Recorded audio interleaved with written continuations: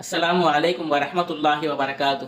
Welcome back to our channel. இறைவன் ரப்புல் ஆலமீன் தன்னுடைய திருமறையில மனிதனுக்கு இருக்கக்கூடிய இந்த தோள்களை பத்தி என்ன விஷயத்த சொல்றான், இதுல அறிவியல் சார்ந்த விஷயம் என்ன இருக்கு அப்படிங்கிறத பார்ப்போம். குழந்தை கருவாக இருக்கக்கூடிய அந்த நேரத்துல 8வது வாரத்திலிருந்து அந்த தோள்கள் வளர ஆரம்பிக்குது. இந்த தோள்கள் மூலியமாக அந்த குழந்தைக்கு முடி, சதை, நகம் இது போன்ற மற்ற எல்லா விஷயங்களும் வளர ஆரம்பிக்குது. மனிதனுடைய உடல்கள்ல 1 கோடி பாக்டீரியாக்கள் வரை இருக்கிறதுக்கு வாய்ப்புகள் இருக்கு. இந்த பாக்டீரியாக்களால மனிதனுக்கு எந்த ஒரு பாதிப்புகளும் கிடையாது.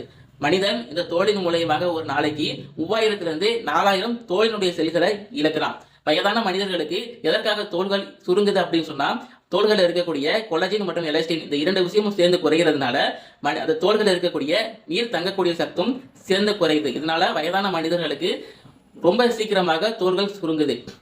28 30வது நாட்களுக்குள்ள எபிடெர்மிஸ் என்று சொல்லக்கூடிய இந்த ஒரு மாற்றம் நடக்கிறதுனால பழைய செல்கள்லாம் உதிர்ந்து மனிதனுக்கு புது செல்கள் கிடைக்குது. இந்த செல்கள் மூலியமாக அந்த தோள்களில் இருக்கக்கூடிய சிறிய காயங்கள்லாம் சீக்கிரமாக குணமடைகிறதுக்கு இந்த செல்கள் ரொம்ப உதவியாக இருக்கு.